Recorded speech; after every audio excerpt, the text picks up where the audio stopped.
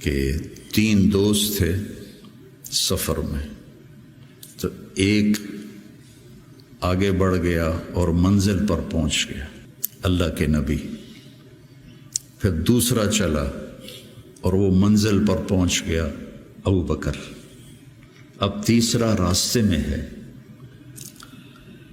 اب مسجد میں داخل ہوئے تو آپ کے ادھر ابو بکر تھے، ادھر عمر تھے رضی اللہ عنہ، سامنے صحابہ بیٹھے تھے۔ آپ نے ان سے فرمایا، دیکھ رہے ہو ہاکذا نحشر یوم القیامہ، میں قیامت کے دن ایسے اٹھوں گا، میرے سیدھے ہاتھ ابو بکر ہوگا، الٹے ہاتھ عمر ہوگا۔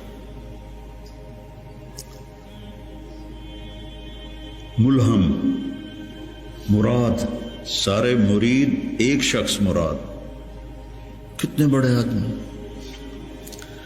تو صحابہ نے مشورہ کیا کہ فتوحات ہو گئی ہیں، کیسر اور کسریٰ کے خزانے مدینے میں آ گئے ہیں، اور عمر کا وہی حال ہے، وہی مجاہدہ ہے، وہی مشقت ہے، تو اب اسے نرم روٹی کھانی چاہیے۔ حضرت عمر کی روٹی کوئی کھا نہیں سکتا تھا، اٹک جاتی تھی گلے میں، اتنی سخت ہوتی تھی۔ تو انہیں لباس بھی، بڑے بڑے وفود آتے ہیں تو انہیں لباس بھی اچھا پہننا چاہیے، اور کوئی اب خادم رکھ لیں، اتنے غلام ہیں، کوئی خادم اپنی خدمت کے لیے رکھ لیں۔ یہ کون مشورہ کر رہے ہیں؟ زبیر بن عوام، طلحہ بن عبید اللہ، سعد بن ابی وقاص، عبد الرحمن بن عوف، علی بن ابی طالب، ابو عبیدہ بن جراح، 6 اصحاب عشرات المبشرہ میں سے 6 آدمی یہ مشورہ کر رہے ہیں۔ حضرت علی نے کہا، مانے گا نہیں، جو تم مرضی کر لو۔ حضرت علی نے کہا نہیں مانے گا، کہا نہیں، ہم انشاءاللہ منوائیں گے، ہم خود نہیں جاتے، ہم حضرت عائشہ کو بھیجتے اور حضرت حفصہ کو بھیجتے، دونوں امہات المومنین ہیں اور ایک بیٹی ہے، تو ان کی ضرور مانیں گے۔ تو یہ دونوں تشریف لائیں اور متکلم بنی حضرت عائشہ، کامر المومنین، آج آپ سے ایک بات کرنی ہے۔ کہنے لگے، کہو۔ کہنے لگے، اللہ کے رسول کے دور میں نہ دنیا آئی، نہ اللہ کے نبی نے دنیا کا ارادہ کیا، تو وہ مشقت میں گزر گئے۔ میرے باپ ابو بکر کے دور میں دنیا کی فتوحات نہ آئیں، نہ انہوں نے ارادہ کیا، وہ بھی گزر گئے۔ اب اللہ نے آپ کے لیے دنیا مسخر کر دی ہے، اور لہر بہر ہے، اور آپ کا وہی حال ہے، آپ کچھ نرمی کریں۔ وہ جو پچھلی باتیں انہوں نے کہیں، غلام رکھیں، اچھے کپڑے پہنیں، بڑے بڑے وفد آتے ہیں، نرم کھانا کھائیں، نرم بستر استعمال کریں۔ اور عمر کا رنگ بدلنا شروع ہو گیا۔ تو حضرت حفصہ دیکھ رہی تھے، بے ابا گیا چھت نال، تو جب حضرت عائشہ خاموش ہوئی تو کہنے لگے، یہ بتاؤ تمہیں یہ کس نے بھیجا ہے؟ تو کہنے لگی، پہلے کوئی ہاں نہ کرو تو پھر ہم بتائیں گے۔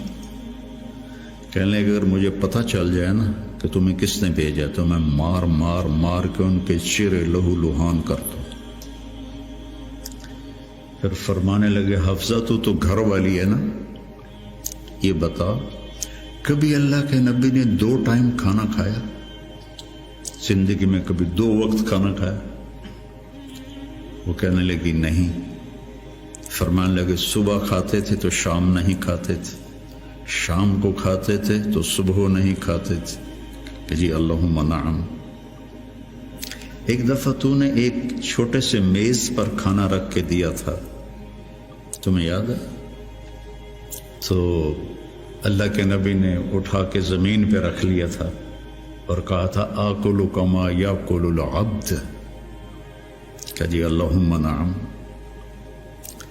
تمہیں یاد ہے اللہ کے نبی کا ایک ہی جوڑا ہوتا تھا اور اسے وہ خود دھوتے تھے، اور بعض اوقات وہ خشک نہیں ہوتا تھا اور بلال آ جاتے، یا رسول اللہ الصلاۃ، تو آپ کہتے ابھی میرے کپڑے خشک نہیں ہوئے، یہاں تک کہ نماز تاخیر ہو جاتی تھی اور آپ وہ خشک ہو کر اس کو پہن کے جا کے نماز پڑھاتے تھے۔ اور یہ بھی تمہیں یاد ہو، وہ کہنے لگی اللہم نعم، کہ یہ بھی تمہیں یاد ہوگا کہ ایک دن وہ جوڑا بھی نہیں تھا تو آپ نے پڑوسن سے چادر مانگی تھی جس کو لپیٹ کر جا کے نماز پڑھائی تھی، یاد ہے؟ کہنے لگی اللہم نعم۔ کہ نبی کا بستر کیسا تھا تیرے گھر میں؟ کہا ایک ٹاٹ تھا، اس کو میں دوہرا کر کے بچھا دیتی تھی رات کو۔ تو حضرت عمر کہنے لگے ایک رات تو نے اس کی 4 تہیں لگا دی، تو صبح اللہ کے نبی نے کہا حفصہ میرا بستر تبدیل کر دیا ہے؟ کہ نہیں یا رسول اللہ وہی ہے، بس 2 کی 4 تہ لگا دی۔ کہ اس کو دوبارہ ویسے کر دے، مجھے رات کو اٹھنے میں مشکل پیش آئی اس کی نرمی کی وجہ سے، یاد ہے؟ کہنے لگی اللہم نعم۔ تو فرمایا اللہ کے نبی نے کبھی 2 سالن کٹھے کھائے؟ اللہ کے نبی نے کبھی 2 سالن کٹھے کھائے؟ کہنے لگی نہیں، کوئی نہیں کھائے۔ تو حضرت عمر رونے لگے، فرمایا کہ جنہوں نے تمہیں بھیجا ہے نا انہیں جا کر کہو کہ 3 دوست تھے سفر میں، تو ایک آگے بڑھ گیا اور منزل پر پہنچ گیا اللہ کے نبی، پھر دوسرا چلا اور وہ منزل پر پہنچ گیا ابو بکر، اب تیسرا راستے میں ہے، ان کے راستے پر رہے گا تو پہنچے گا ورنہ بھٹک جائے گا۔ والذی نفسی بیدہ، اس رب کی قسم جس کے قبضے میں میری جان ہے، میں اپنے آپ کو اسی حال پہ رکھوں گا حتی تلحق روحی باللہ، یہاں تک کہ میں اپنے رب کے ساتھ جا کے مل جاؤں۔ جن کو اپنی ذات کی طرف نبی کی محنت متوجہ کرتی، تحریکیں اوروں کی طرف متوجہ کرتی، اور انبیاء کی محنت یا قوم اعبدوا اللہ ما لکم من الہ غیر، یا قوم انی لکم نذیر مبین ان اعبدوا اللہ واتقوہ واطیعون انی لکم نذیر مبین انی لکم ناصح امین۔ اور جب خنجر لگ گیا اور پتہ چل گیا کہ بچنا ممکن نہیں ہے تو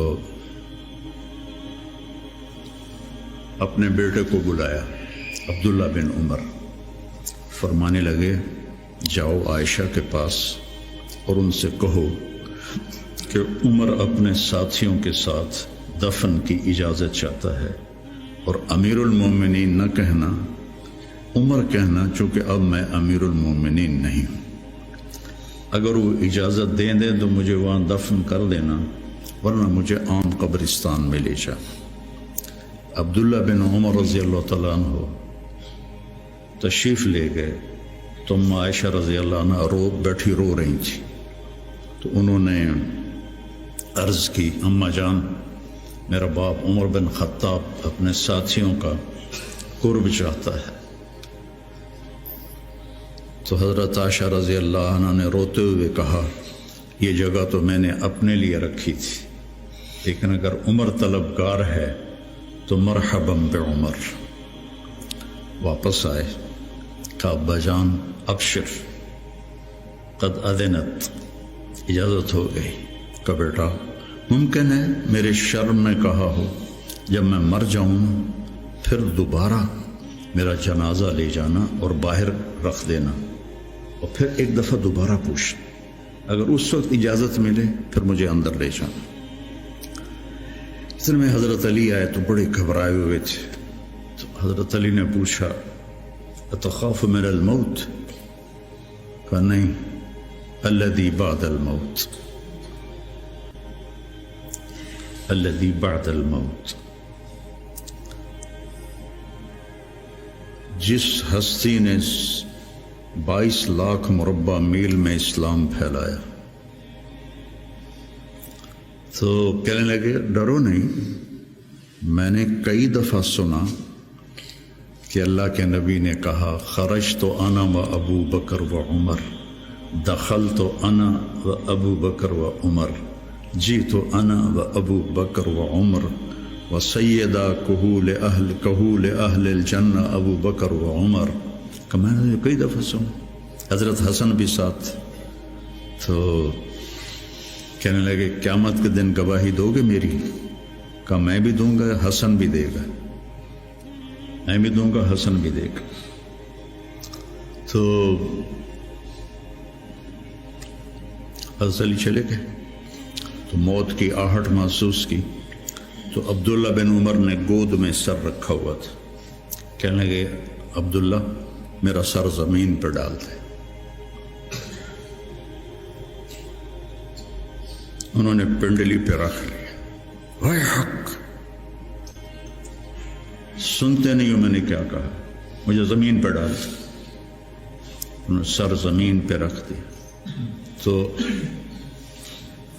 اپنا چہرہ زمین ایسے رگڑنا شروع کیا، ایسے ویل لک یا عمر ان لم یغفر لک ربک، یہ کہنا شروع کیا ویل لک یا عمر ان لم یغفر لک ربک، ویل لک یا عمر، ویل لک ولامک یا عمر ان لم یغفر لک ربک. یہ کہتے کہتے جان نکل گئی.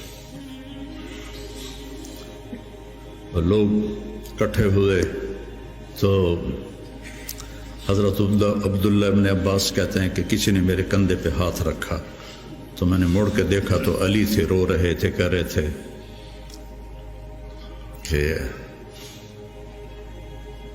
نہیں، بات کی بات. حضرت صہیب رومی نے جنازہ پڑھایا، وصیت کی تھی میرا جنازہ صہیب پڑھائے. ان 6 کو تو ڈال دیا تھا نا شورا میں، تو صہیب نے جنازہ پڑھایا. جنازہ اٹھایا گیا اور آ کر حضرت عائشہ کے دروازے پر رکھا گیا اور عبداللہ بن عمر آگے بڑھے کہ اماں جان میرا باپ حاضر ہے، اندر آنے کی اجازت چاہتے. تو عائشہ رضی اللہ عنہا نے اپنی چادر اٹھائی اور اپنے آپ کو ڈھانپا اور باہر نکل گئی. مرحبا بعمر. تو جب آپ کی تدفین ہو رہی تھی تو عبداللہ بن عباس نے کہا کہ میرے کندھے پر کسی نے ہاتھ مارا تو میں نے دیکھا تو علی رضی اللہ عنہ رو رہے تھے، کہہ رہے تھے عمر مجھے پتا تھا تیرے سوا یہاں اور کوئی نہیں آ سکتا، تیرے سوا یہاں اور کوئی نہیں آ سکتا، مجھے پتا تھا تو یہیں آئے گا. علم کا یہ منتہا ہے. اس کو اگر ہم اپنی آپ ذات کو بیچ میں سے نکال دیں گے تو ہم گرنا شروع ہو جائیں گے. تجھے کیوں فکر ہے اے گل دلے صد چاک بلبل، تو اپنے پیرہن کے چاک تو پہلے رفو کر لے. عائشہ رضی اللہ عنہ موت کی سکرات میں تھی تو عبداللہ ابن عباس رضی اللہ عنہ نے آنے کی اجازت چاہی. تو جنگ جمل کے بعد سے بول چال بند تھی کیونکہ عبداللہ ابن عباس حضرت علی کی طرف سے لڑے تھے باقاعدہ. تو آپ کے پاس عبداللہ بن زبیر اور مسور بن مخرمہ رضی اللہ عنہ بیٹھے ہوئے تھے. تو حضرت عائشہ رضی اللہ عنہ خاموش ہو گئی، اتنا اثر تھا اس بات کا. تو ان کا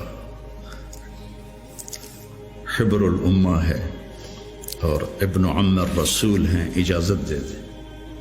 تو حضرت عائشہ روئے جا رہی تھی اور ان کی بڑی چادر آنسوں سے بھیگ چکی تھی، ساری چادر. جب وہ آئے تو کہنے لگے اماں جان آپ کیوں رو رہی؟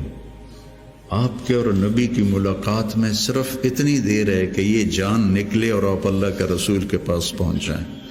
کہنے لگے عبداللہ مجھے دھوکہ نہ دے، کاش میری ماں نے مجھے جنا ہی نہ ہوتا. مجھے بہلاوا نہ دے، مجھے دھوکہ نہ دے۔ اور اللہ کے نبی نے کہا تھا یا عائشہ انہو لیہون علی الموت ان اریتکی زوجتی فی الجنہ، عائشہ مجھے مرنا آسان ہو گیا ہے کہ مجھے پتہ چلا ہے تو جنت میں میری بیوی ہے۔ اور وہ رو رہی تھی۔ تو میرے عزیزو، اپنی ذات کو نہ بھولو، اپنی ذات کو سامنے رکھو گے تو آپ ترقی کرو گے، اپنی ذات کو بھلا دو گے اور عیب پکڑتے پکڑتے، کمیاں پکڑتے پکڑتے آپ کو اپنا آپ بھول جائے گا۔